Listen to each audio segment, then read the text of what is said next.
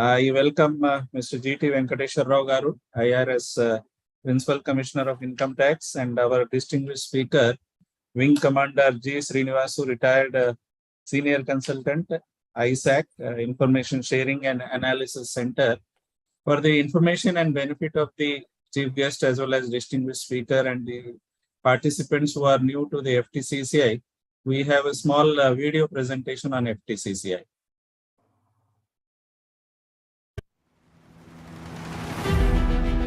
(1917), the year when a dedicated organization, the Deccan Chamber of Commerce, was formed to encourage trade and commerce activities.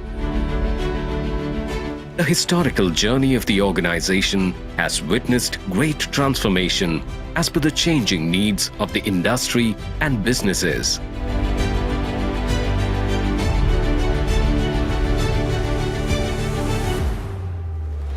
The Federation of Telangana Chambers of Commerce and Industry, FTCCI, a legacy of excellence, voice of the industry, representing interests of over 25,000 businesses of all sizes, sectors and regions, is empowering industry and trade of Telangana state.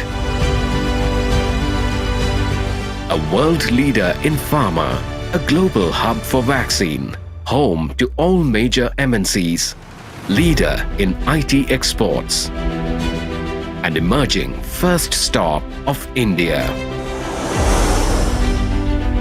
FTCCI advocates a pro-business environment, caters to the needs of MSMEs, budding entrepreneurs, and traders through its advisory services in taxation, market information, industry-related issues, B2B connection. The Chamber has its nominees in the state-level advisory committees to help drive business productivity. FTCCI aids in providing certificate of origin for exporters, issues visa recommendation for business travels. The Federation imparts job skills through its dedicated skills center. It has adopted 14 government ITIs to improve the employability of students. With a uniquely global perspective, the FTCCI events reach a highly engaged audience, policymakers and stakeholders aiming towards Atmanirbhar Bharat.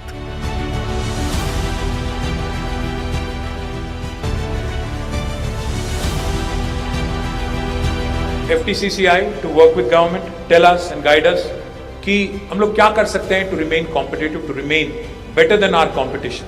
FTCCI for joining us, and I thank the office bearers of FTCCI for inviting me. Jai Telangana, Jai Hind. Come and be a part of this dynamic and proactive organization. Together, let's realize the vision for a progressive future.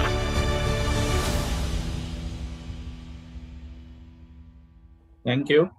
I now request Mr. Anil Agarwal, President FTCCI, to give his welcome address.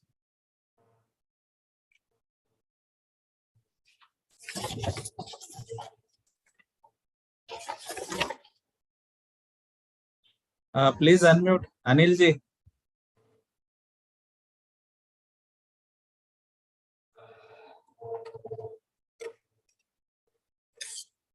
Sorry.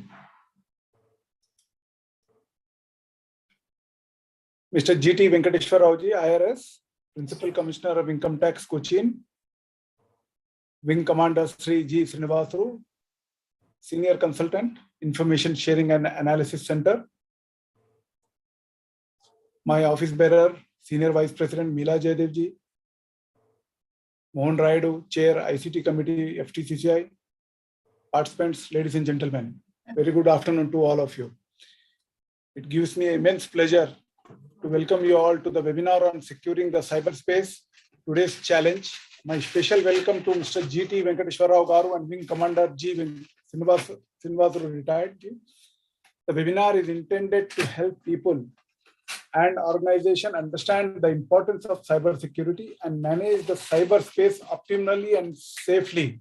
I'm happy to mention that FTCCI conducted a certificate course on cybersecurity in February 2022 was very well received and attended by the participants.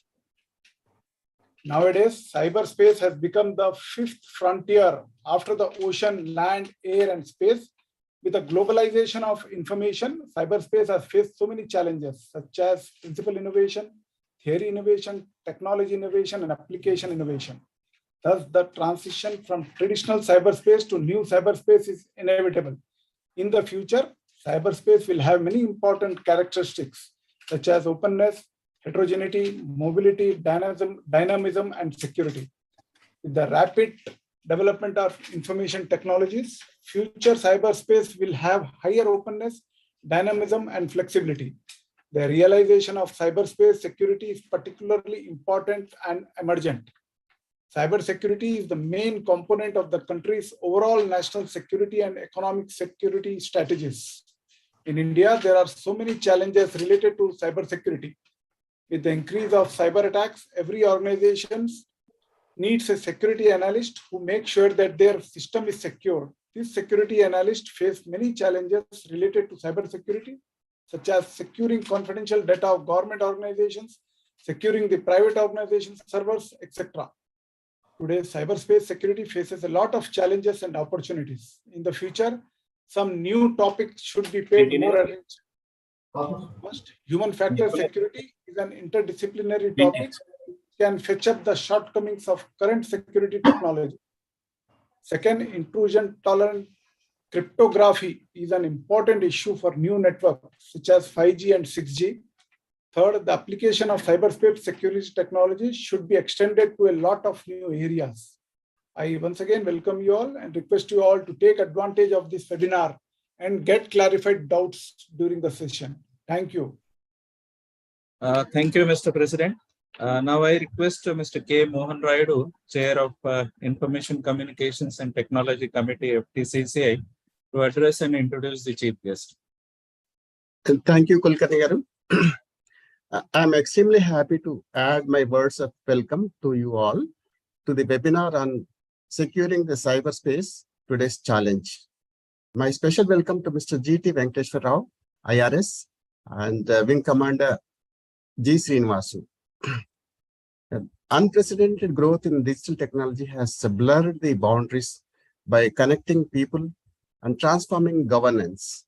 The Digital India program launched by the Government of India, which aims to provide the government services digitally and promote digital literacy, is driving this transformation by building world-class digital infrastructure for the country. However, there exist gaps which can be exploited by the adversaries and deprive us of the benefits of the digital technologies. Cyber adversaries are becoming more sophisticated and increasing their ill-conceived resources. With the technology protocols still being developed and evolving at a gradual pace, it is very difficult to avoid such cyber attacks. And considering the fact that India is moving towards a digitized life where the existence will highly depend on elements like the cloud computing, 5G in telecom, e-commerce, and quantum technology, etc. It is imperative to keep a check on these loose ends. Now, I would like to introduce our today's chief guest, Mr. G.T. Venkateshwar Rao garu. Mr. Venkateshwar Rao belongs to the 1990 batch of India Revenue Service. He holds BTech in Mechanical Engineering, MTech in Management, and MTech in Computer Science. Held various positions in Income Tax Department, in Assessment, Investigation, Intelligence, Systems, Appeals, etc. in different places in India, in Mysore, Hyderabad, Delhi, Madurai, etc. He was posted as First Secretary Economic in High Commission of India in Singapore during 2010 and to 2013. He was with Government of Telangana as Commissioner of Electronic Service Delivery, MeSeva, Special Commissioner E-Governance, and Managing Director, Telangana State Technology Services. on deputation from August 2015 to August 2022. Presently posted as Principal Commissioner of Income Tax, Cochin, he pioneered use of data mining, data analytics, MDM on very large databases in the income tax department for a very long time. In Telangana, he was involved in implementing e-governance and m-governance initiatives across many departments like MeSeva 2.0, T-Folio, m-governance platform, and Samagra Vedika, T-Wallet, real-time digital authentication, Dharani project, etc. The focus is on implementing solutions using emerging technologies like big data, AI, and ML, deep learning for bringing in citizens' convenience, transparency, and accountability in governance. Many of these solutions are implemented for first time in the country. He has received following awards, perhaps one of a few civil servants in India with highest number of awards. They are Excellence Award of Finance Minister in 2009, coveted Prime Minister Award for Excellence in Public Administration in April 2010 for his innovative and path-breaking work in Income Tax Department, called 360-degree profiling for detecting tax evasion. National E-Governance Award in 2018, Global ICT Excellence Award at World Congress of IT in 2018, then NASSCAM AI Game Changer Award in 2022 for DL Renewal Project. Then Samagra Vedika project is included in Annual Economic Survey 2019 submitted by Union Finance Minister to the Parliament in July 2019 as an excellent example of a data aggregation for improving governance. Digital India Award in 2019 by MeitY, Government of India. Express IT Award in 2022. Technology Sabha Award in 2019 and 2018 also. Digital Governance Award in 2019. CSI Nihilant Award in 2017 and 2019. Scotch Award in 2016, 2017 and 2018. He is a regular speaker on use of IT in governance at ASCII Hyderabad, NABT Nagpur, National Police Academy Hyderabad, LBS NIA Mussoorie, Forest Academy Mussoorie, Gartner Summit at Mumbai, MCR HRD Hyderabad, and Pride, etc. I now request Mr. G.T. Venkateswara Rao to address the participants. Thank you.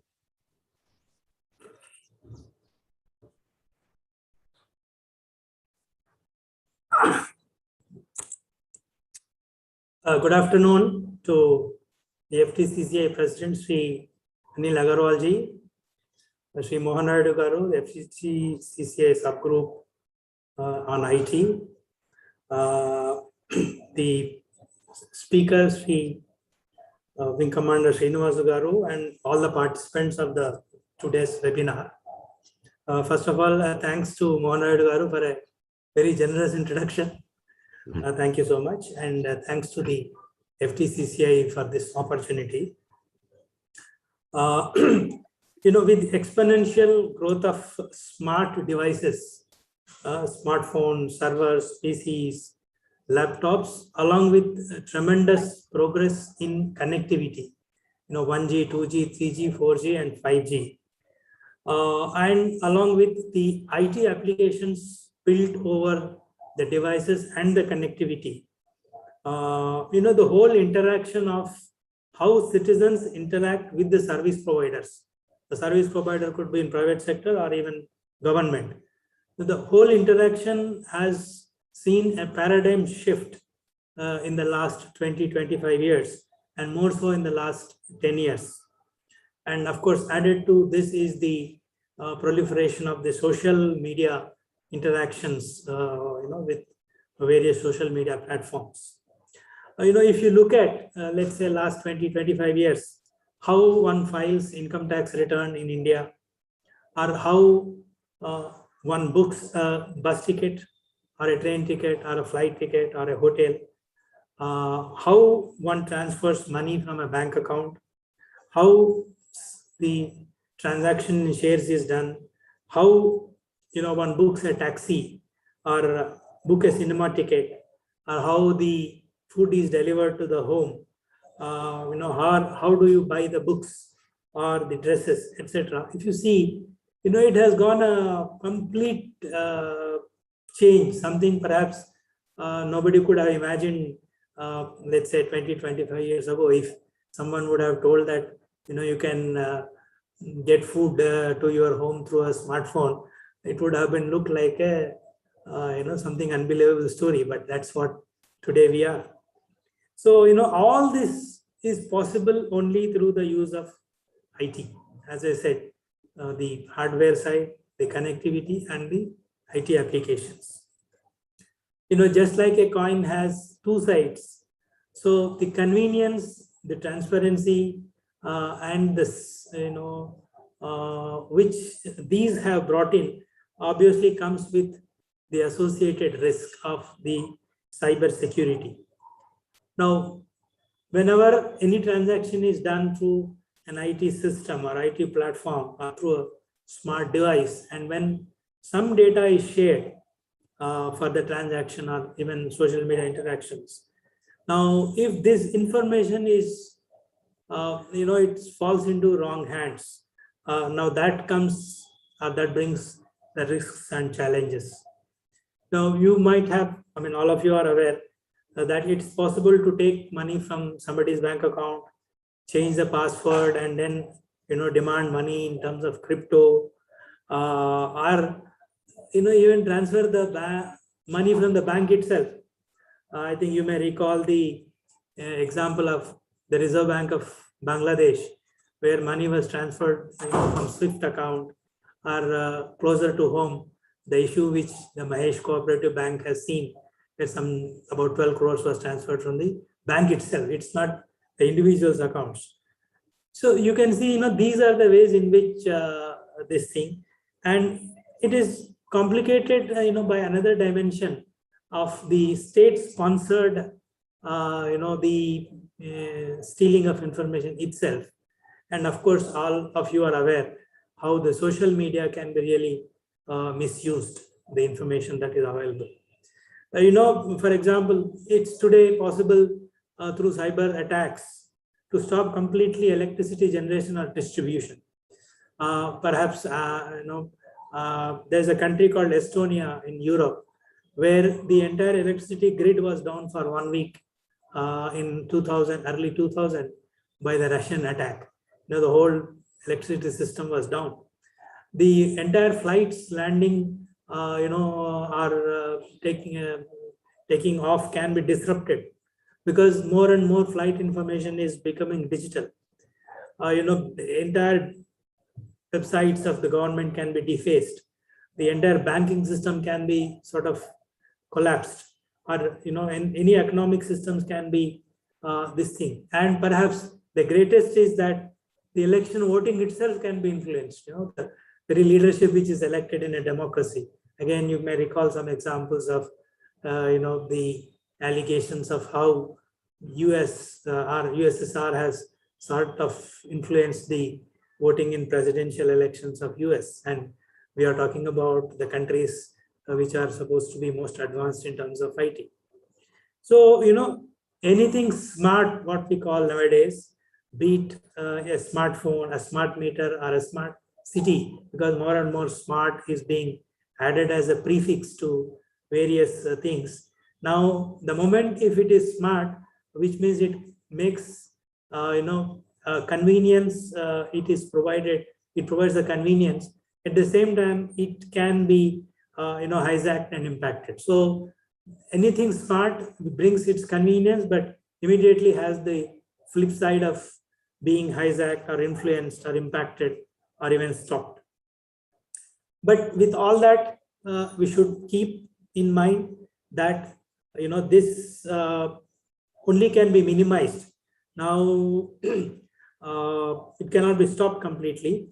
So the focus primarily has to be not on not using the IT, but on how do we strengthen the cybersecurity, and as many of the participants, or perhaps all of them, are aware, that cybersecurity is one of the fastest growing areas in the IT, and newer, powerful, intelligent cybersecurity solutions are coming up regularly. Multi-factor authentications are being implemented by the banks, to reduce the devices, etc. Governments, for example, if you take the case of Telangana, where the government applications are hosted in the data center, so there is a cybersecurity solutions are inbuilt so that the cyber attacks can be minimized. Of course, again, to reiterate that the progress of use of IT is irreversible. There is no way we can go back into the older system without using IT. So the only way forward is, even as the use of IT increases, or more and more security has to be strengthened. Of course, one of the best and the simplest way is that each one follows cyber hygiene while using anything a smart device. That's the simplest. For example, not using outside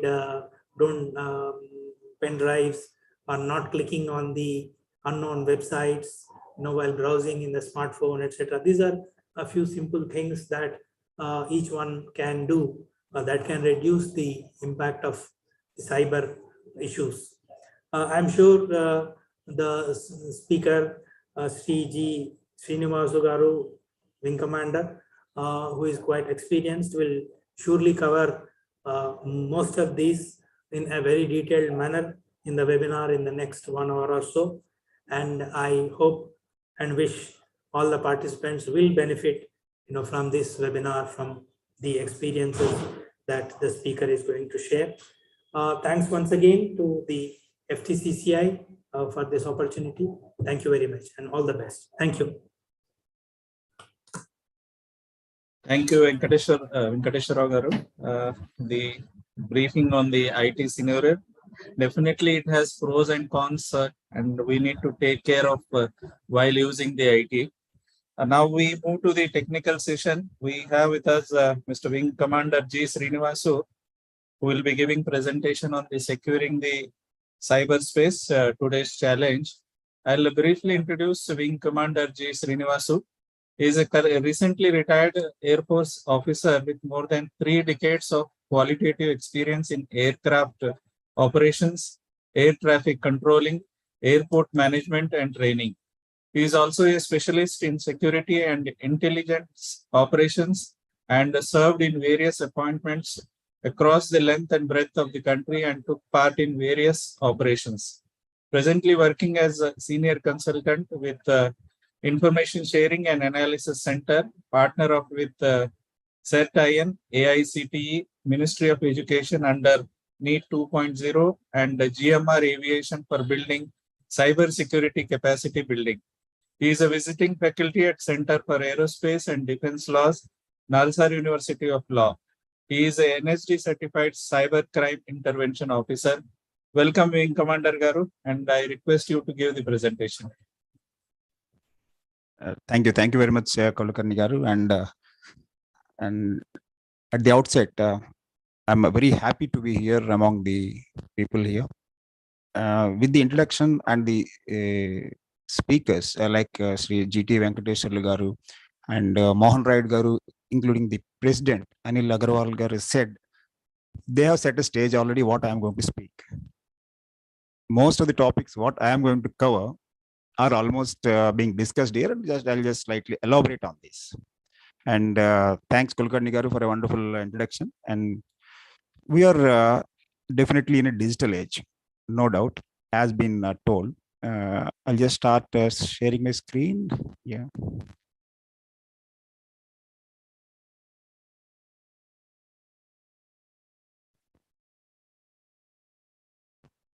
Is my screen visible, sir? Yes, Yes, it sir, is. visible, sir. Yeah, thank you so much. Yeah. We are going to speak about the securing the cyber space, and in that particularly the awareness is the key factor what I am going to emphasize. I'm not too technical as many of the speakers have told, and some of the people who are in the webinar participating must be there. But while the technology is one aspect, more emphasis what I keep telling in every forum is the awareness. If we divide the security, there are three factors, that is people, process, and technology. While we get the wonderful technology, the modern technology that is available, of course, the technologies keep changing in security as the Venkatesh Rao gar said, the technology keeps emerging every day. There is no going back in any case. And in cyber security also, there are a lot of tools that are coming up to protect our cyberspace. Today's tool may not work good with the threat that is going to emerge tomorrow. That's why the countries are being attacked, and these attacks are called APT, that is advanced persistent threats. They are advanced, they are persistent, and they keep a threat always on the enemy. Like in Russia and Ukraine war right now, though it has started on 24th of February, but the actual war has started in the cyberspace long ago. Each country is trying to neutralize and paralyze others' effective systems that are required for life, that are required for their economy. It is a constant war, and since the war had started, the countries like NATO countries and the America particularly, they are reeling under tremendous pressure every day to protect their cyberspace.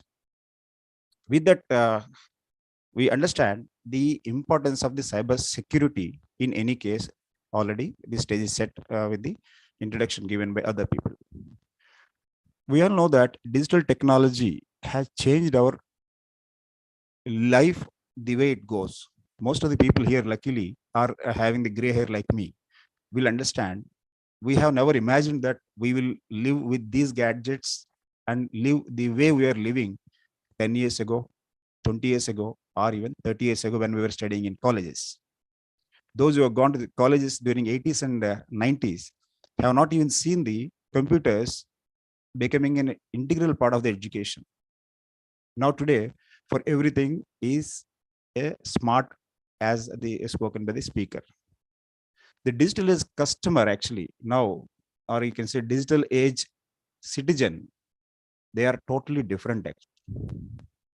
In each minute of the day, what we see is that mostly like 26,000 apps are downloaded across the globe.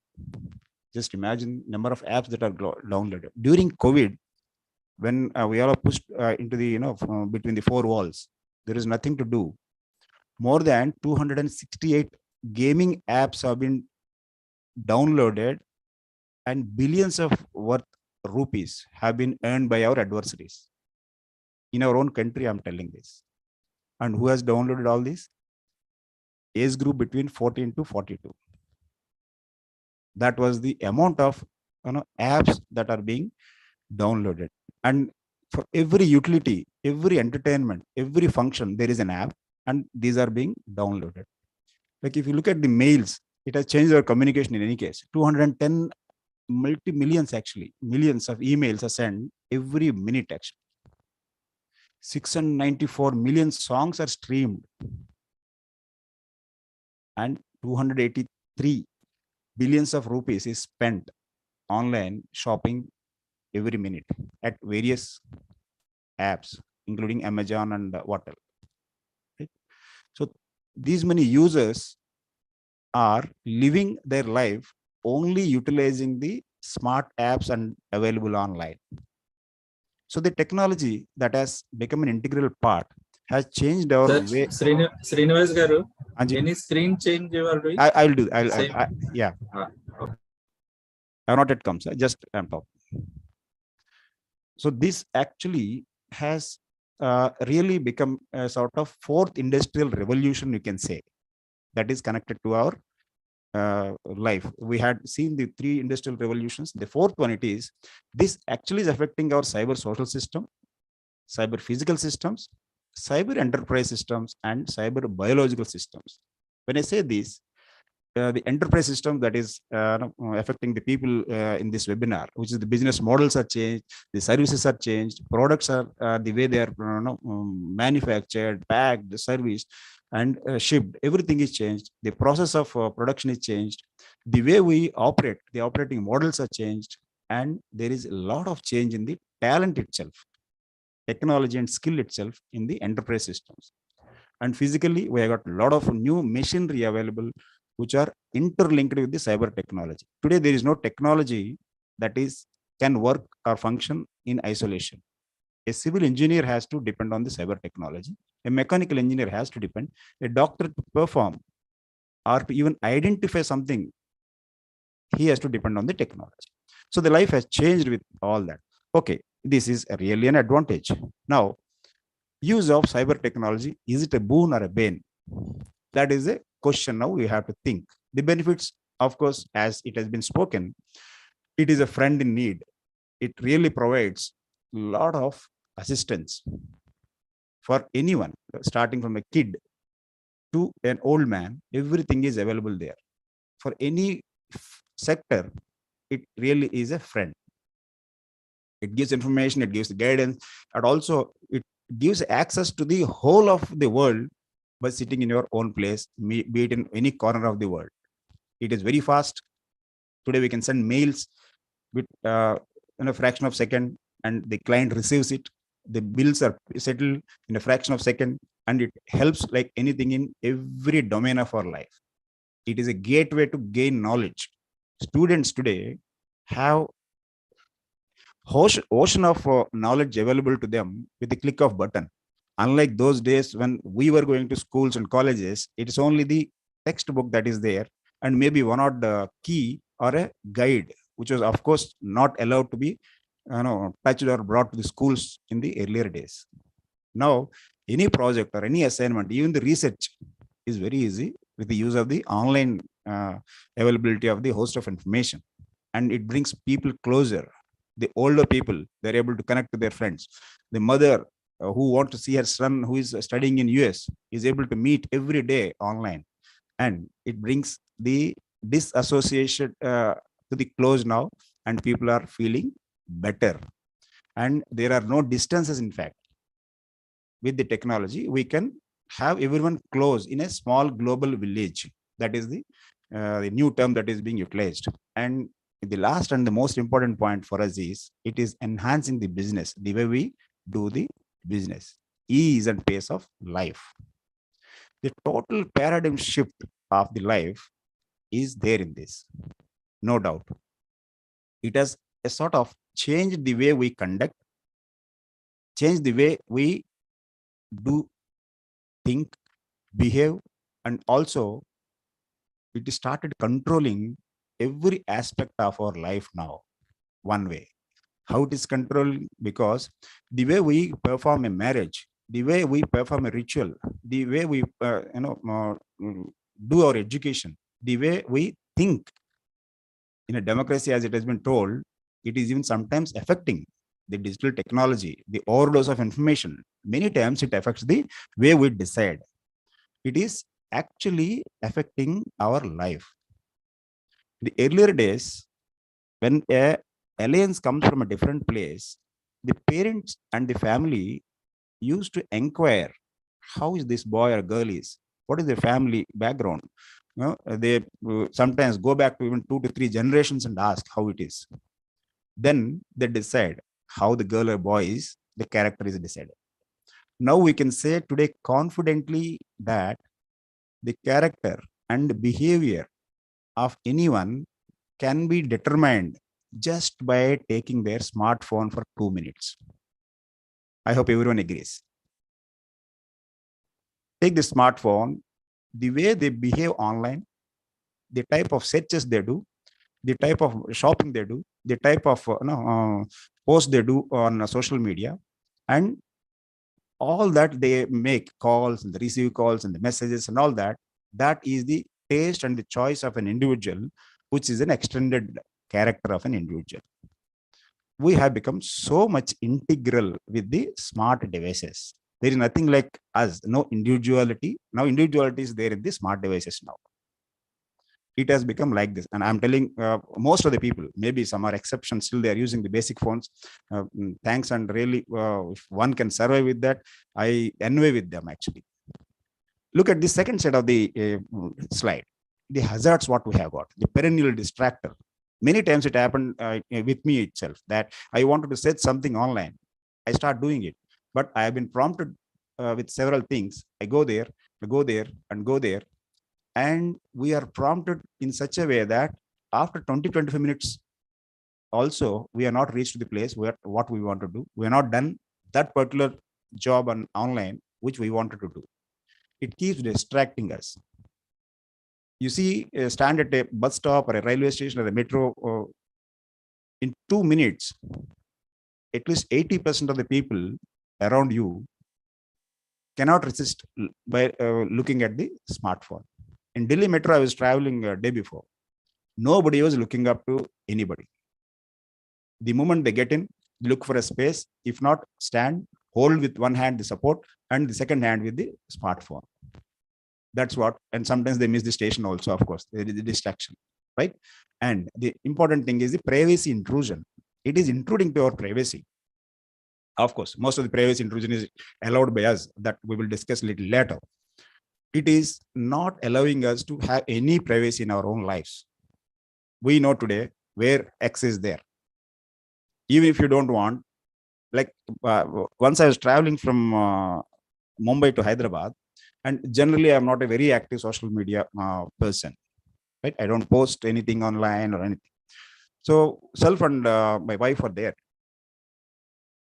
I came back to Hyderabad, and after 3 days, one of my friend called up from Vizag and said, "Are you not told me I was also there in Bombay? I would have met you there."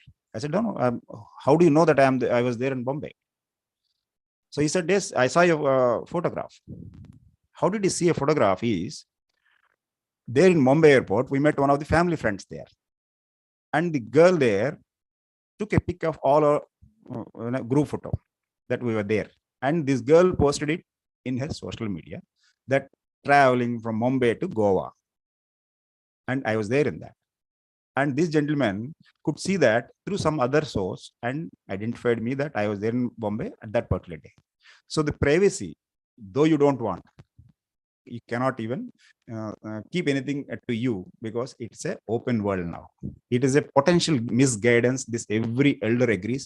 A lot of misguidance is happening now. The students and the youth particularly, they are being misguided with the online post. There is a lot of being in security. I can understand that even in Hyderabad, the increase of the activities that are not desirable among the youth, with the help of the foreign nationals initially, that now it has become a part of the culture. So these guidances are being prompted through the online posts and the groups that are there. And also, it misguides people to choose their leader in a country like India. The strongest point of our country is the democracy. We are the strongest democracy, which has survived 75 years without any problem. Along with this, many countries have gained independence, but we can see in our neighborhood, the president who is there in the next 2 years, he will be there in the jail, and the prime minister will be shot. And there is an anarchy, there is a military rule, dictatorship, and all that.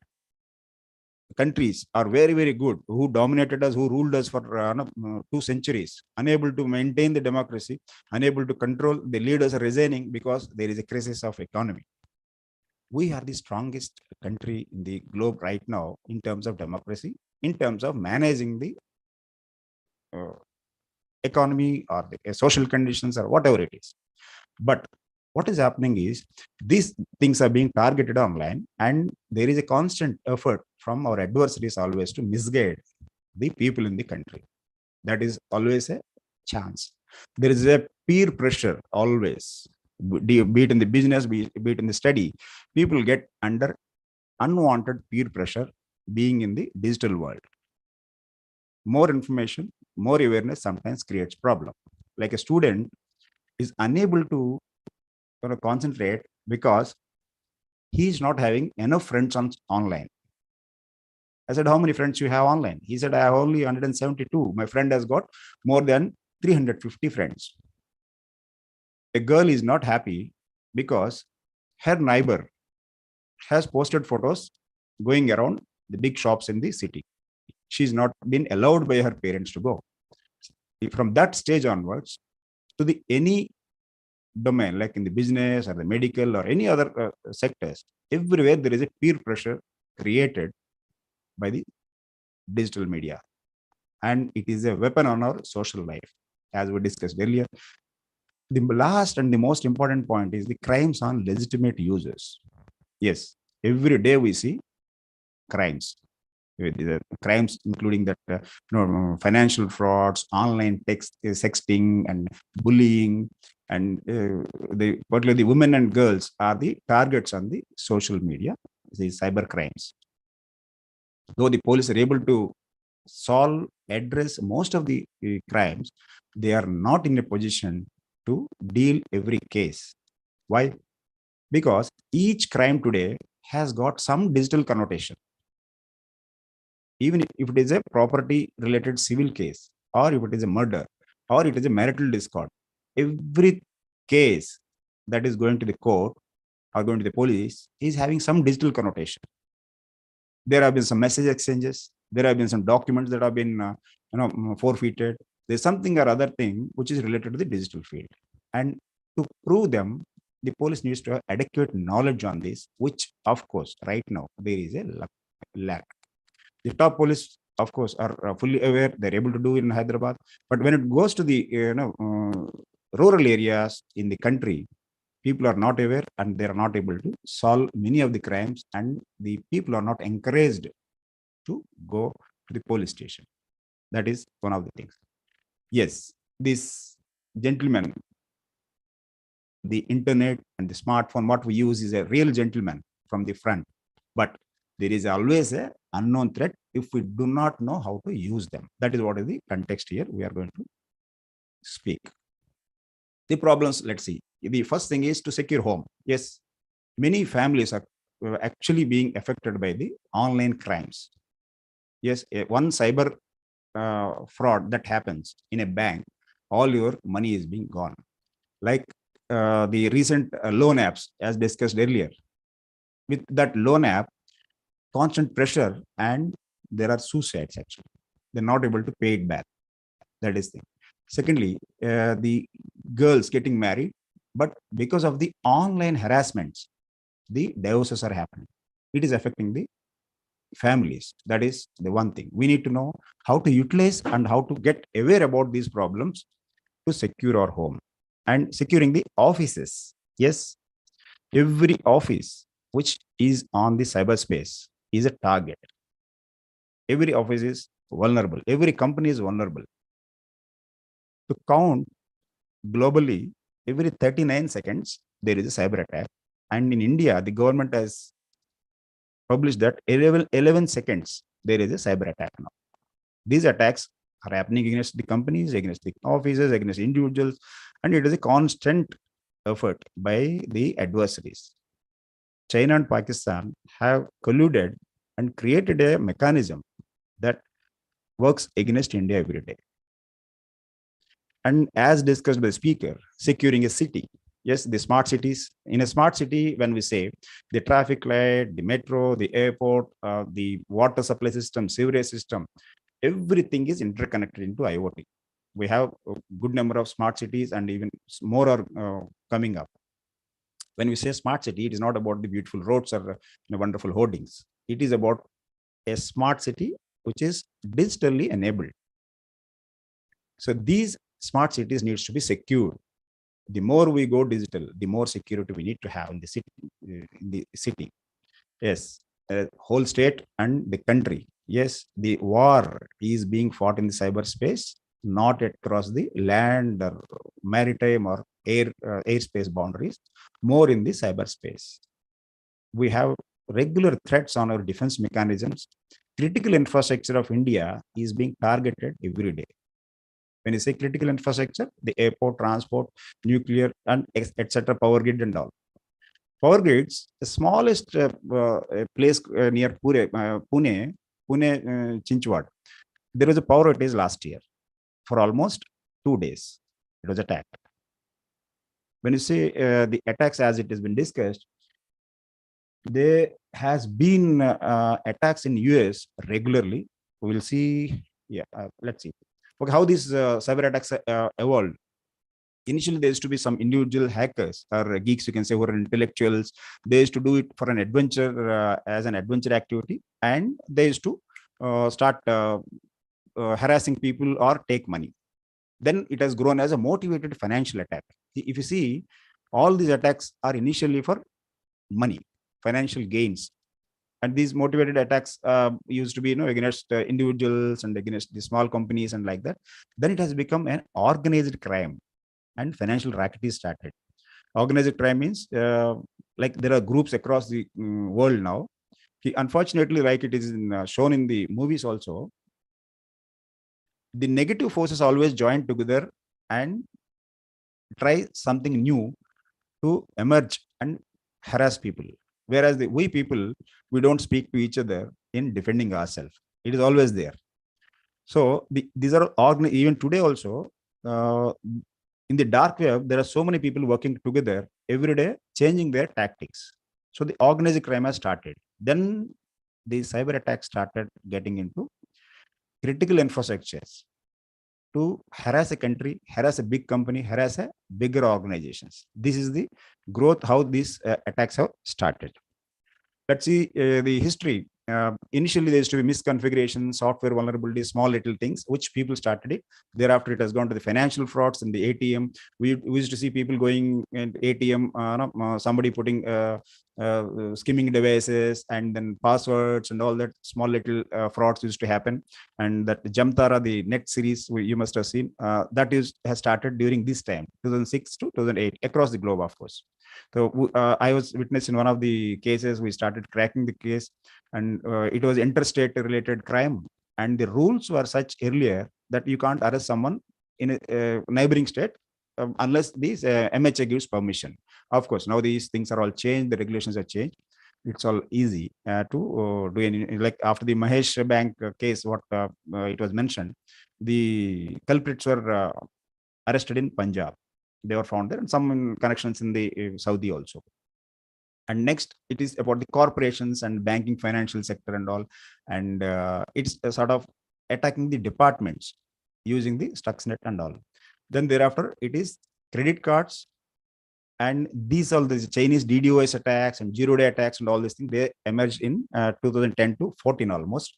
Then the DDoS has increased subsequently. Now we came to an era where ransomware attacks are more. These are all state sponsored. Government of India has published that 51% of increase in ransomware attacks in India in the first half of this year till June. That is the amount of ransomware attacks, which we'll discuss subsequently. Yeah, let's see the global breach statistics. When the breaches are happening with the what is the motive of attacking is they cripple your system, cyberspace, and steal the data. How these are increasing? Like see 2020 and 2021. I just put this two representations. The number of attacks are less, but the records stolen are more. That is something surprising. It is because the culprits are identifying the place which is a hub of bigger data. Because data is gold, data is platinum, data is money now. In fact, I read it somewhere that China is already hosting a stock exchange parallel to the normal financial stock exchange, a data exchange, where data being sold and purchased every day, which they get it from across the world countries. So that is the importance of data. Yeah, breach stats same. It is the number of records are always more than the number of attacks. That is what is happening in last 5 to 6 years. Of course, after the COVID, it is even more. If we see the sector-wise attacks, just have a quick look. I think it is visible to all. If not, please pardon me. I'll just try to read it out also. The highest weekly attacks per organization, if you see in 2021, the top, a surprise to anyone sitting in this webinar, is that not the banking sector, it is the education and research in 2021. But the previous year, it was healthcare sector while the COVID was there, right? Military, communications, healthcare, manufacturing, finance, banking, and all these are below that, whereas education is the most attacked organization. Why? Because education hosts a lot of information about the students, their credentials, the bank details, how they pay the fees and all. Also, it has got the intellectual sort of properties there. They do a lot of research. If an attack happens on a website or a computer belonging to IIC Bangalore, we can gather a lot of information related to the science and technology, the projects done by the students, professors, and teams that are working to give the back-end support for our various projects of the country. IIT Mumbai, of course, they are the pioneers in most of the technology departments. They also do a lot of research and support each organization and government of India also. If a small attack there, they will get a lot of information. So worldwide, the attacks were more on education last year. One more thing I would like to drive point is, if you see, all sectors are there here.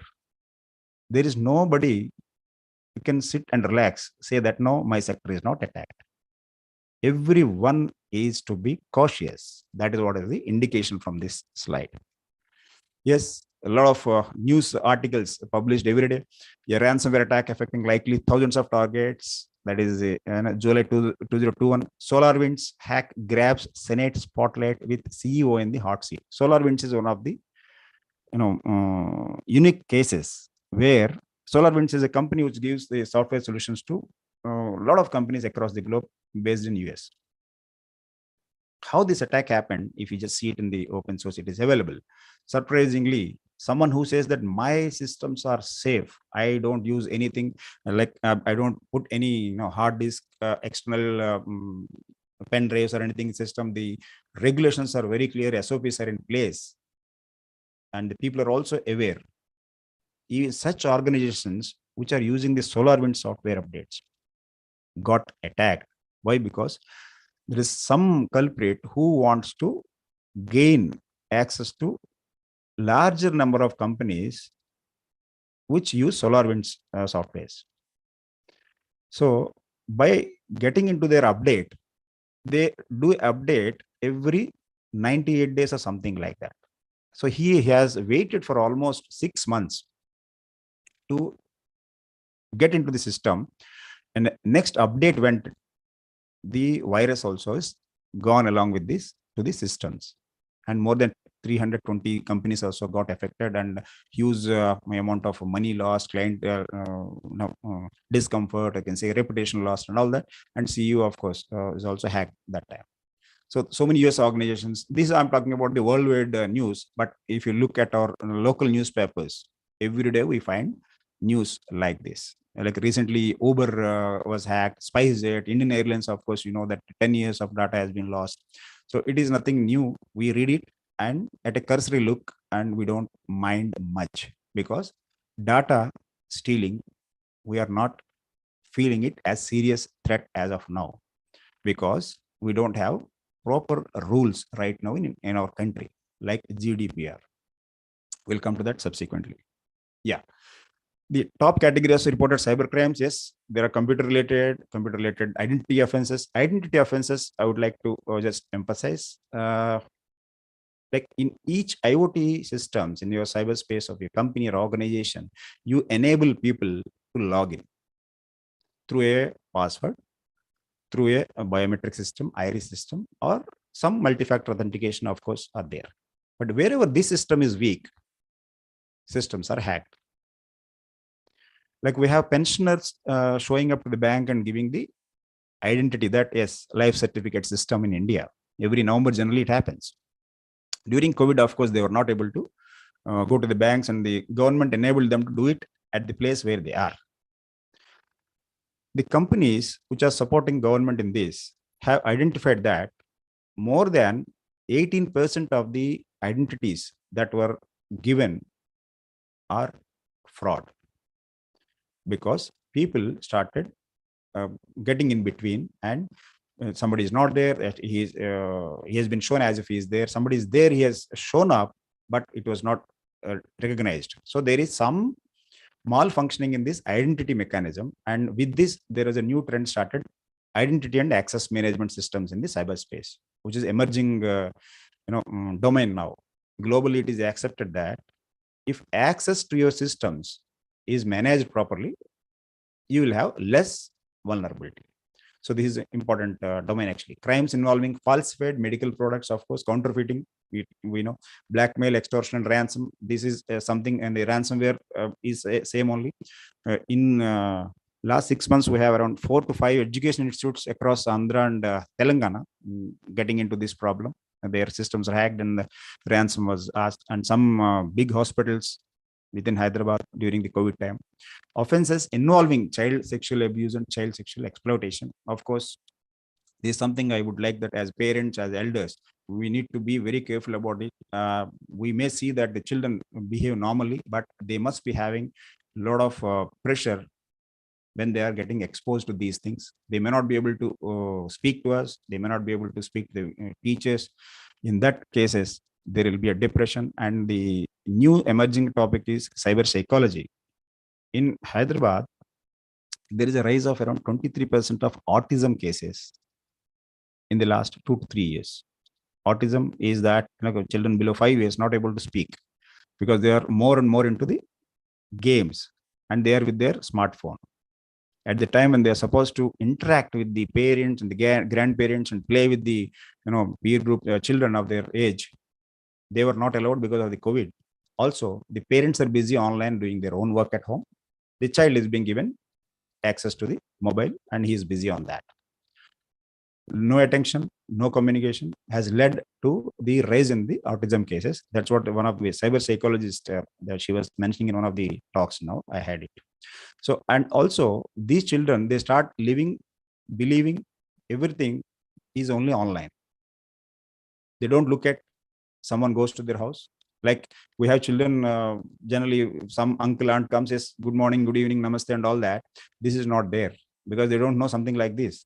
Nobody is going to anybody's place these days. That is reduced. And they only believe that something is there that is there online only.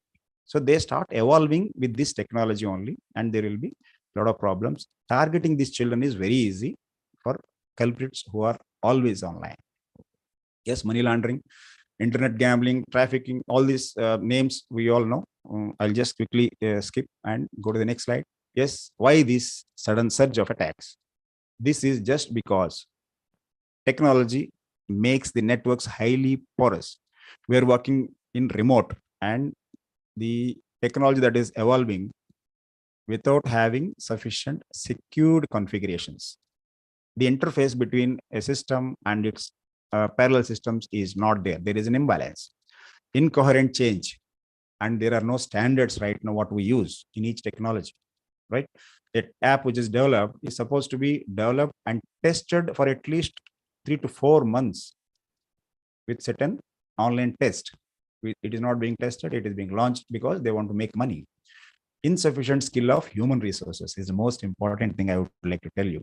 The skills of the human resource is not there. A graduate joins a company as a coder or a programmer, doesn't know. He makes a good program, but he doesn't know how to secure it. The backend is open. Yes, the particular program or the app, when used, will be definitely vulnerable. Yes, it is underprepared remote working. Yes, during the COVID, we were thrown to remote working as the mainstay of our life for everything, but we were not prepared. Yes, we started it. Though it is improved a little, but then still there are vulnerabilities. It has become the main reason for increased online crimes or cyber threats. Dependence as lack of knowledge levels better than hackers. Always it is there. The police are always running ahead, and the thieves are always running ahead, and the police behind, as we see every time. The hackers have always advanced in their own techniques. Yes, I'll quickly read about only some trends that are going to happen. Cybercrime has many new victims. number of global internet users are increased. We are proud to say that India is the number one country in the world where age group 9 to 14 maximum internet users are there. India is the number one country. It's a good news. Yes, our children are getting more and more connected with the globe. We develop, but at the same time, they are also falling as victims to several online crimes. Yes, cyber fatigue grips companies. Why? Because we are always worried. Yes, what is going to happen next? We have to be secure. Yes, it is actually cyber fatigue. Cryptocurrencies will be subject to heftier regulations as their adoption grows. We know in India also there is a lot of deliberation and discussion on this. This is one of the emerging topics, as already one of the speaker has told. Social media organizations will work to more strictly oversee the sharing of information. Yes, our life is closely linked to the social media only. These organizations only are able to control the way the society works and the information is being shared. Yes, remote workers will continue to be a target for cyber criminals, and because of this, remote workforces, cloud breaches will increase. When the remote working is there, the information is being stored in the cloud.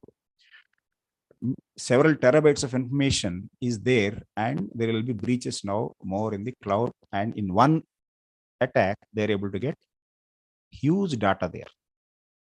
Sometimes it is happening that people are not able to access the cloud data.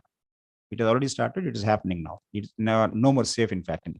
This cybersecurity skill gap will remain an issue as more jobs go unfilled.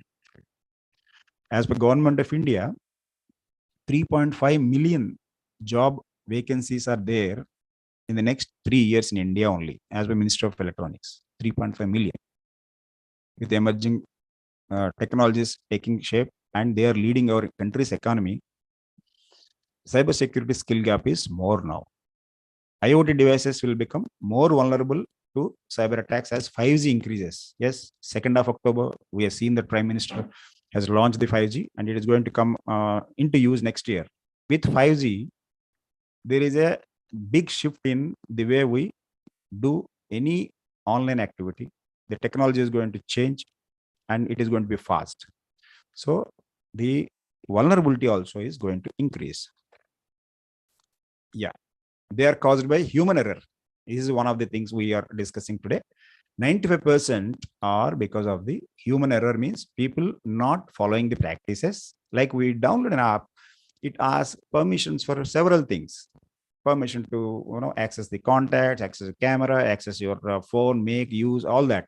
We say yes. It's to order food from the restaurant and you give permission to all. And a calculator app asking location access, it is surprise actually. We can deny many of the permissions, but generally people don't see. Also, the maintaining the hygiene of the cyber hygiene as discussed, the passwords. Password, of course, yes, it is one of the most critical things in the information security. That also, we don't follow certain rules. The worldwide information security market is forecast to reach $366.1 billion in 2028. It is about the information security market.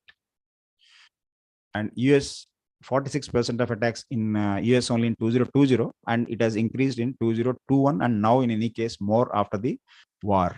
68% of business leaders feel their cybersecurity risks are increasing, as per Accenture statement. I'm saying it is increasing. Definitely, we are all discussing the same thing. On an average, only 5% of companies' folders are properly protected. On an average, yes, their IT departments are not sophisticated. What is required is to get the technology that is required immediately. And the next point is 43% of all breaches are insider threats. This is something interesting. What is insider threat? Either intentional or unintentional. Intentional because of the lack of ethical practices. Today, an employee has a problem with his HR or a marketing executive. He causes some harm. While they both are pretending as a good relationship, he can do an harm online by causing damage to the other person's business activities. it can happen. It is happening in software industries. People go away with the laptop of the company, not revealing the passwords on which they were actually working on in a particular project. The project suffers. The client is really mounting pressure on the company. It is an embarrassment to the organization. These things are all happening more intentional and unintentional, of course, because lack of awareness. That is, as we discussed, people who are the focus in the system. Data breaches exposed 22 billion records in 2021 that we have seen in the initial slides. 40% of breaches featured phishing, around 11% malware, and 22% involve hacking. These three are the these breaches have surpassed the previous records, and top malicious emails attachments are these are doc these attachments, of course, as it was discussed. Please do not open any of the attachments that are coming without being verified, or rather, if it comes from an unknown source, please don't even open unless it is having HTTPS or something secured website. Don't go for the sites. 300 billion passwords are used by the people and missions and the personnel. In this, password is supposed to be changed every 15 days. If I ask you now, when did we change our own password? If you think, maybe some passwords around 2 months ago. Sometimes it is like in a company's name @123. That is what is the login password used in the company. If it is ABC Technologies, ABC @123 is the password we use. Easily can be guessed, right? The password attack is something generally hackers do in the initial stages, and most of the companies fall prey to this only. By attacking this, what happens? They get into the emails, start giving some attachment with malicious software through which they enter into our systems and hack in a subsequent days. Generally, it takes around 3 to 4 months. They plan, they get into the system through a password of an employee. Like it happened in Heathrow Airport in 2020. One of the employees' password was hacked, and the attack happened. And of course, the Information Commission has fined the Heathrow Airport for that huge amount for not safeguarding their systems. The European GDPR rules are very strict. Fortunately, I think in Indian scenario also we are going to have it. The draft bill has been presented and it has been posted on the Ministry of Electronics website. Most probably in the winter session, it is coming up for placing. Approximately 70% of breaches in 2021 were financially motivated. Yes, we discussed most of the motivation is about the financial gain, and some are for the espionage. What is the need? Learn to protect sensitive information. Yes, where it need to know basis in your organization, give the information to the employees and the team on need to know basis only. That is number one. And your systems also should be configured in such a way that people who are not supposed to access certain apps, they should not get access. Prevent being a target of social engineering. Yes, posting unwanted things, revealing the information that is not required, and it goes like this. And online predictability should not be there for anyone. Like if you speak something near the smartphone, like tomorrow I want to purchase some furniture, the melodious voice inside the smartphone, which comes sometimes to give you directions, is also hearing you always. Next day, surprisingly, you see ads and suggested posts related to the curtains are available online. It is something surprise. Yes. So our privacy, in any case, we discover that it is not anymore secure.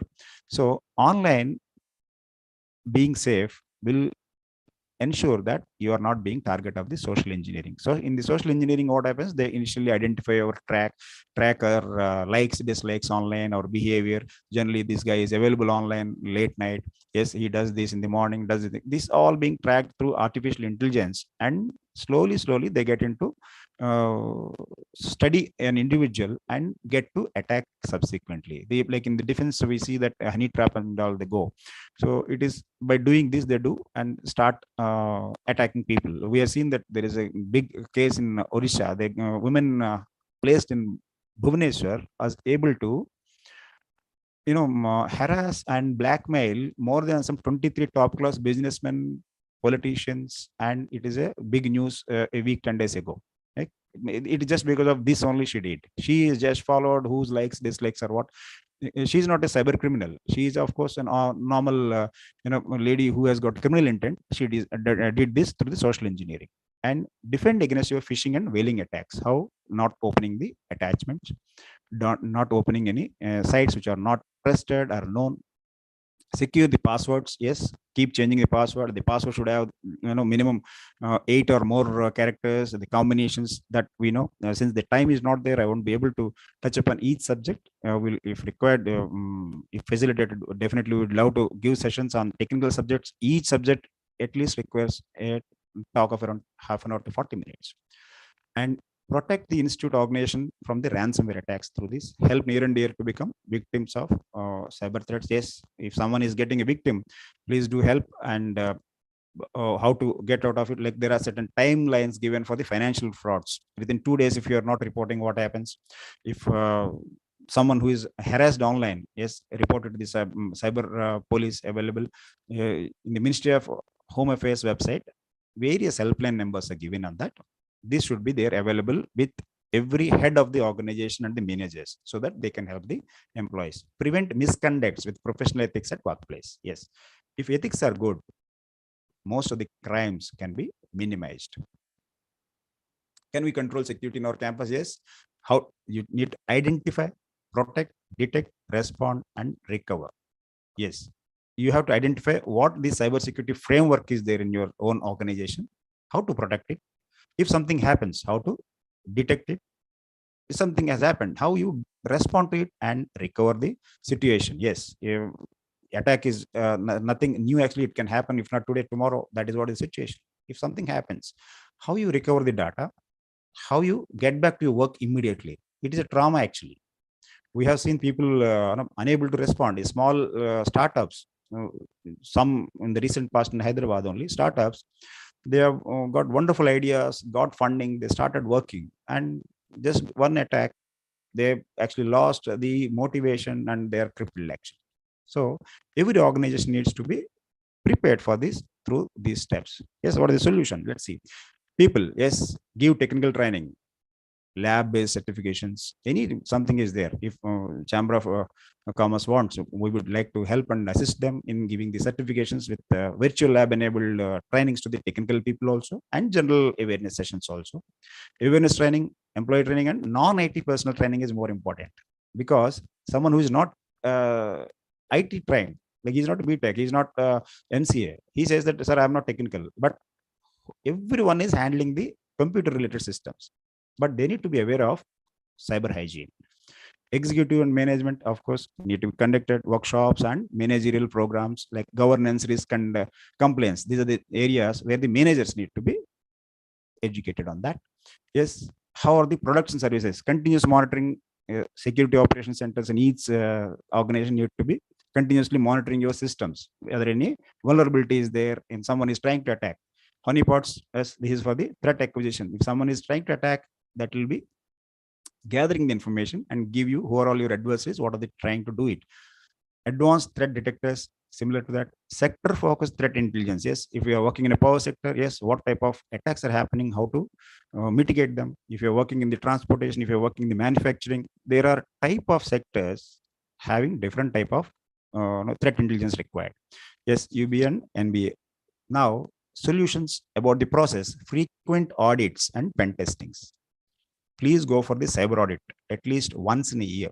If you are not done, please do it right now. Pen testing is the one penetration testing they call. They give you an assessment report to you. Yes, sir, you have got, these are the systems vulnerable. Someone has tried to attack your system. Some virus has entered into your systems around 6 months ago. Though it has not harmed you, it might harm you anytime. It is just like getting our medical test done. The doctors will tell, yes, your ECG is like this, or your cholesterol is like this. For your IoT systems also, this is required.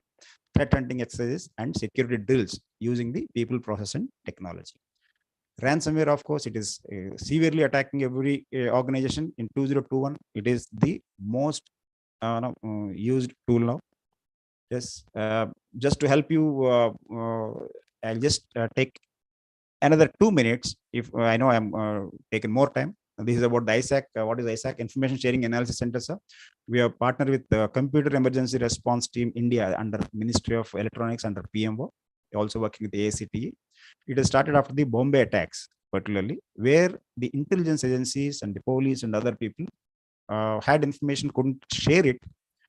The government wanted NGO to be raised, and where these are all discussed, and any threat that is coming in the cyberspace, if we are able to find out, they wanted us to share it to others. It has started in 2011.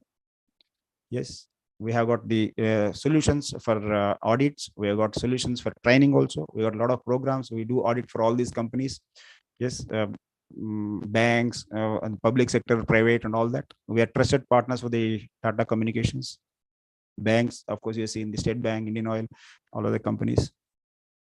We do corporate training in all these areas. And consultancy is available for all this. With this, we can help the industries in Telangana if collaborated. Yes, I will facilitate if required, because Telangana is one of the emerging areas in the Hyderabad, of course, is emerging areas in the Indian scenario, and it is leading, as it is shown in the video, on the forefront, and it is becoming a model for the country. Thank you very much. Please pardon me if I have taken more time, but these are the information. And wonderful, actually, getting to know all and speak from this form, and definitely we will interact. Thank you very much, sir. Thanks. Thank you, Srinivas Garu. Participants, if they have any queries or questions, they can pose in the chat box, or they can raise their hand. We'll allow you to ask the question. I think 2 people have raised their hands. Can I check what? Rangana Mahesh. Can you allow him to talk? Yeah. Rangana, you can chat. Please go ahead, sir.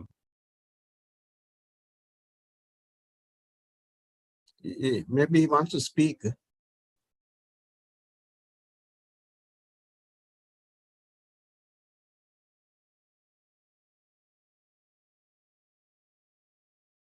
Can you allow him to speak?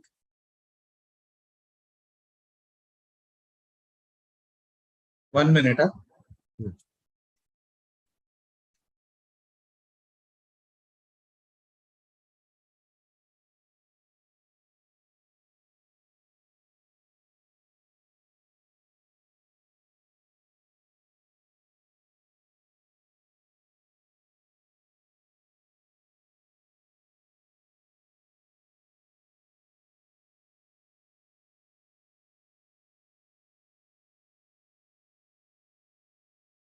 Srinivas Garu.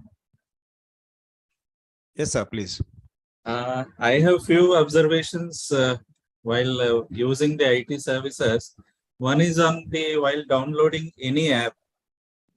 Now people are accustomed of downloading the app to get the updates. It asks the various permissions for accessing the data, photo, or whatever we stored in the app. Correct, sir. Is it mandatory that it should be allowed? Not for all apps, sir. Not for all apps. They come as a regular feature, but we may deny them also. All apps doesn't require photos. All apps doesn't require your contact details. Certain apps, of course, you may have to give it, because like in a WhatsApp app, if you're downloading, am I audible? Yeah. WhatsApp, if you're downloading, and if you don't give permission to your contacts, it will not be able to function. But at the same time, if a Swiggy is there, if you it is asking you to give permission to your microphone or a camera, Swiggy doesn't need camera access, actually speaking. This you can review, go to your settings and see what all apps have been given permission to what all, and you may review frequently, like once in week, once in 10 days. Go to your settings in the mobile, see whether you don't feel that certain app is not required. Please uninstall it. You might have downloaded for certain purpose, and that job is over. Please uninstall that. unwanted apps are always a burden. Like in the Yeah, yeah. phone, like in phone, you have certain apps that is no company installed apps are there. In fact, these apps eat away a lot of data, lot of your power.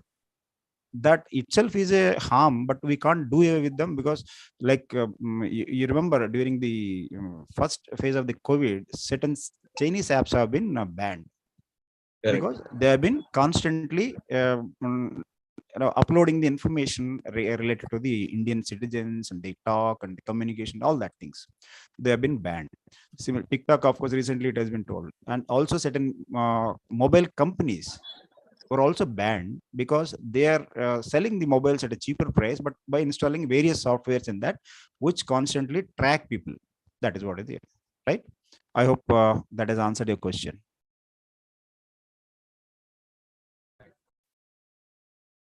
Yeah, Mr. Rangana, you can pose your question now. Mr. Rangana Mahesh.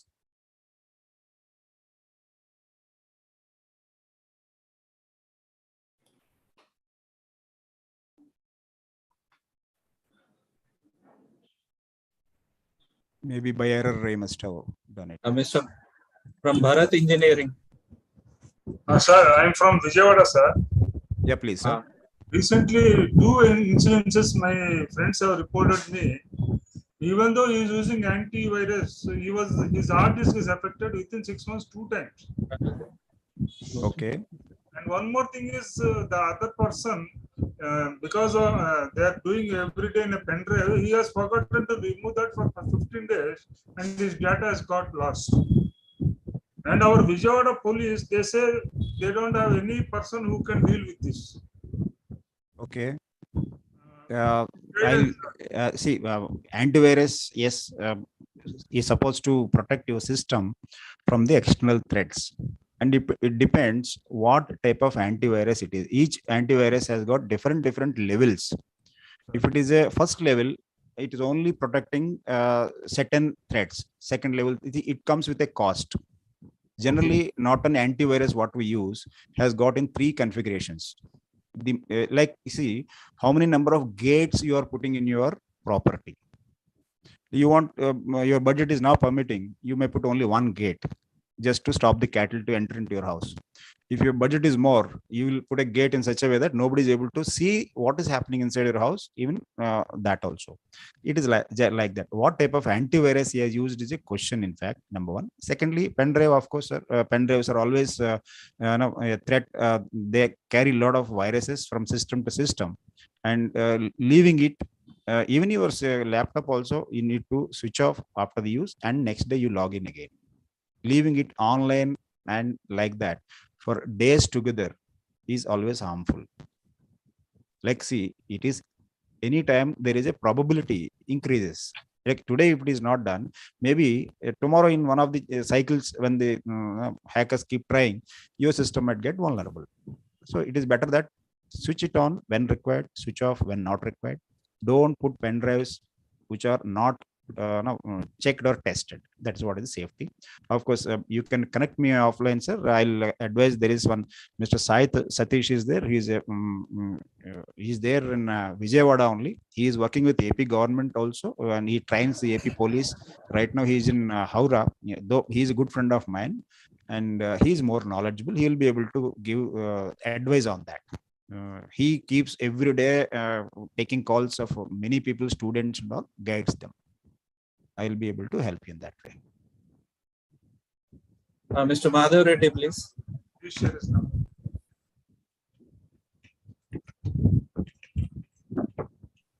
Hello, sir.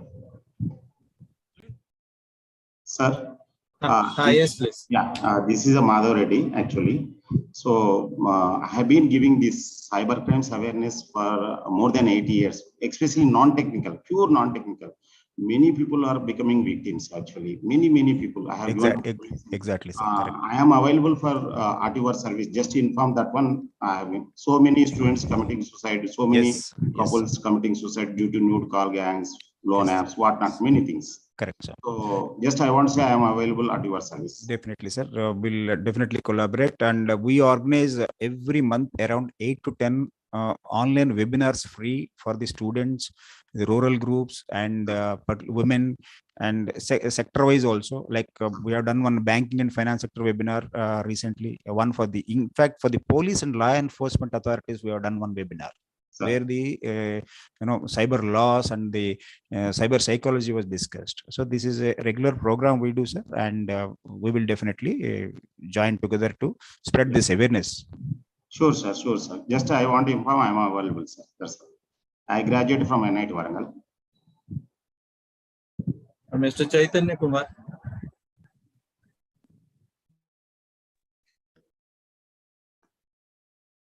Yes, Mr. Chaitanya Kumar.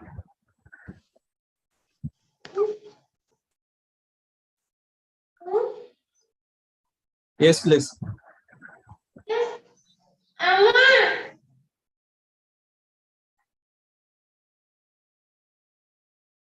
Mr. B.M. Rao. Yeah, good evening. Good evening. Very wonderful explanation about awareness of cyber security by Mr. Srinivasu Garu. So here I understand that this cyber space is like a banyan tree space. We don't know what complications are there, where from the complications are coming. Now, to set right all these things, whether the framework of ISO 27001 can assure in a very greater extent, and the relevance of this framework implementation for the MSMEs, how it can be approached, and what kind of awareness and what kind of preparedness is required. Can you please?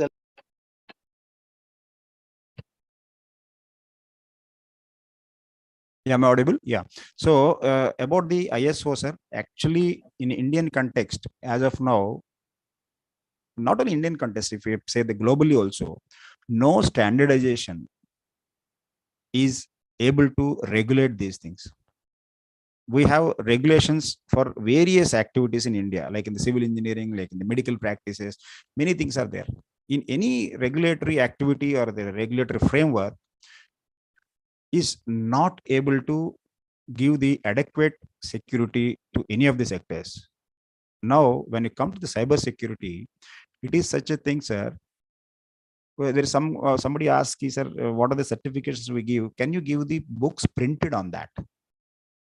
It is next to impossible to print a book and give it in cyber security, because by the time I print and give it to this student to practice that, the next day the technology changes, the attack changes. I said that APT is the keyword now. It is advanced, it is persistent, and it is constant, in fact.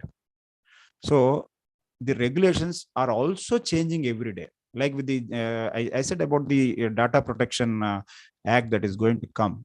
They are trying to include many of the things in that to have a standardization now.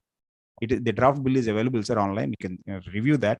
If it is I'm not fully, you can say, confident that any regulation will be able to control the cyber threats, IT mechanism, because it is constant, it is emerging, and it is part of every domain and every part of our life now.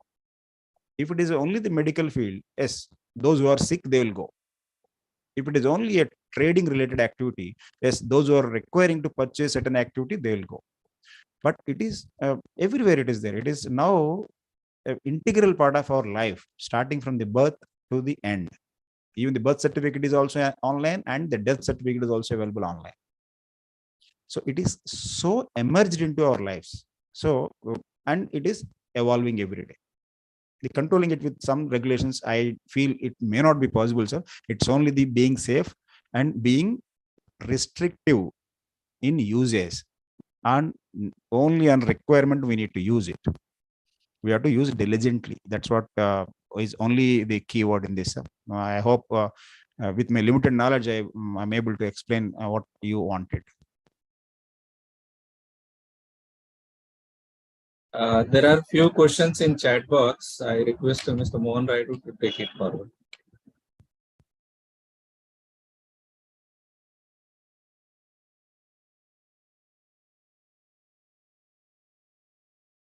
Please unmute. Mohan Raidu garu. Yeah, Unmute yeah, chat. I can see certain questions, sir. As I think Sandeep Chatterjee, small and medium enterprise may not have the resource to prevent cybercrime.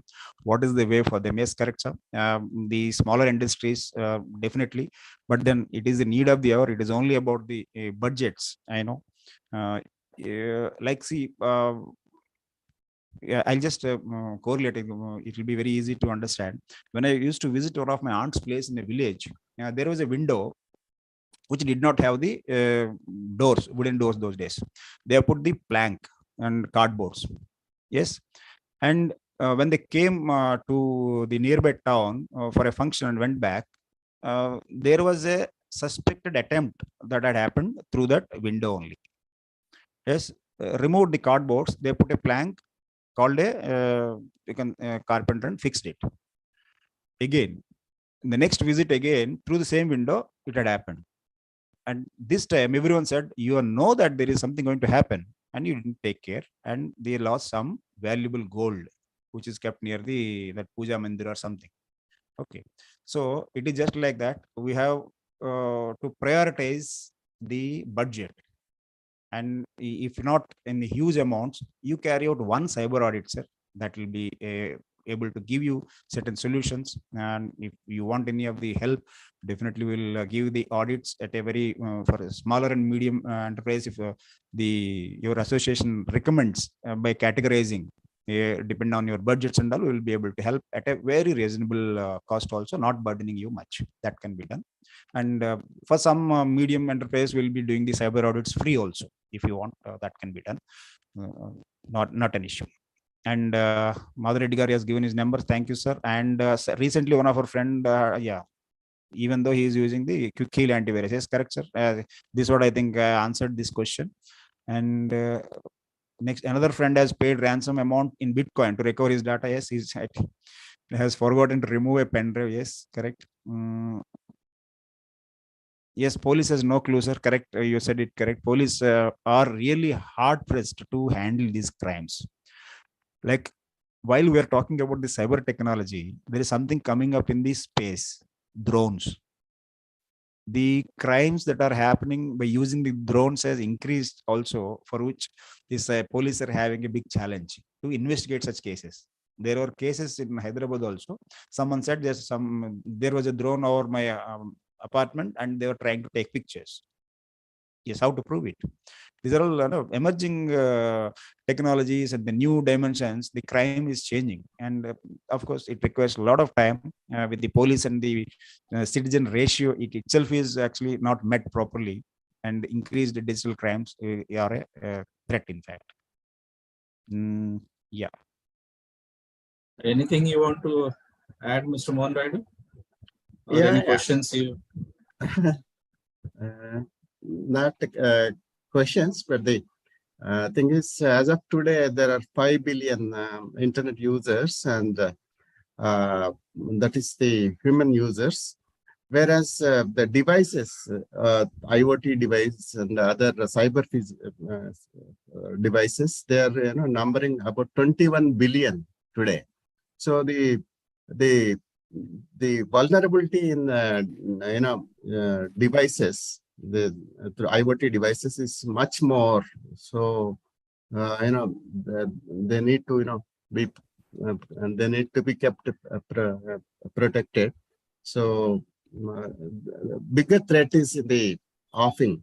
So we are only worrying about our day-to-day financial crimes and data thefts, and then social media problems and all this.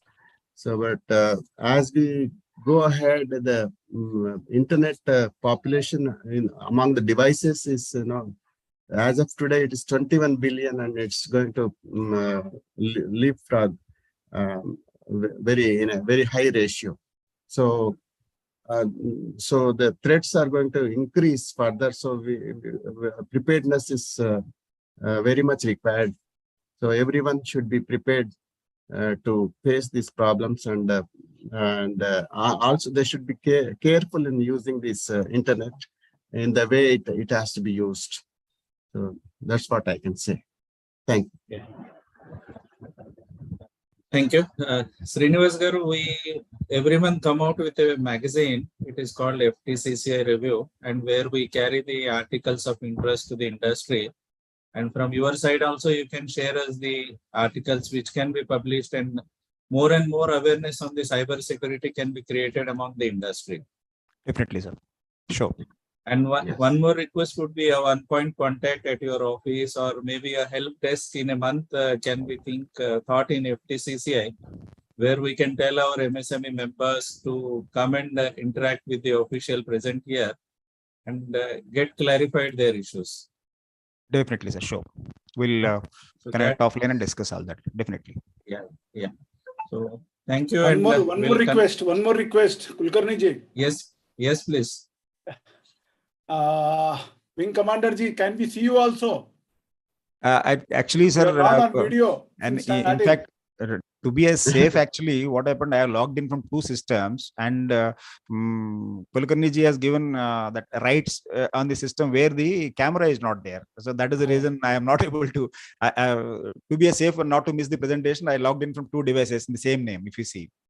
Oh. Yeah, that's what happened. Definitely, sir, we will meet up, and I will come to your office in any case in a week's time. Yeah, let us meet once. We plan to arrange courses. Definitely, on sir. cyber Actually, security. in Karnataka, the Karnataka Digital Economy Mission is launched by the government, and to protect the industry, the Karnataka Chamber of Commerce has joined with us. And in Mysore, we have created a big hub, cyber security hub. As just now Kulkarni sir was suggesting, to help the industry, we have created a hub in Mysuru. A cyber security lab is there now, and all our mechanism and resources are now concentrated there. We are joined with the Myra Foundation, Karnataka government, and organizing the courses, giving support to the industry and the academia. That is the idea there. So it has come up, sir. Already Chief Minister has inaugurated last month. Similarly, we can do it here also if you are really willing, no doubt. FTCCI is also. One serial is there, Jamtara. Yes, sir. I mentioned in my presentation, if you remember. Yeah. These are all people actually not even 10th or 12th pass. Yeah, I went there, sir, actually, while investigating a case. So I had to go there finally because a lot of Jawan and the lower class employees were losing money during 2008 to 10 with the ATM frauds and the debit card frauds. And the banks were not taking up the responsibility because they were also not geared up with that. Luckily, today, of course, we are proud that India is one of the countries which has got strong financial regulations, and when it comes to the banking operations. At that time, it was a problem. So, and that way, as I said, interstate law-related issues are also there. When we went, it was found that these are all things are happening from there, and we couldn't do anything because that comes under a different state. And of course, the bank has agreed to give more than 3,200 debit cards with a regular serial numbers were there issued to various people across India were attacked that time. And people give a call and they siphon your money like that.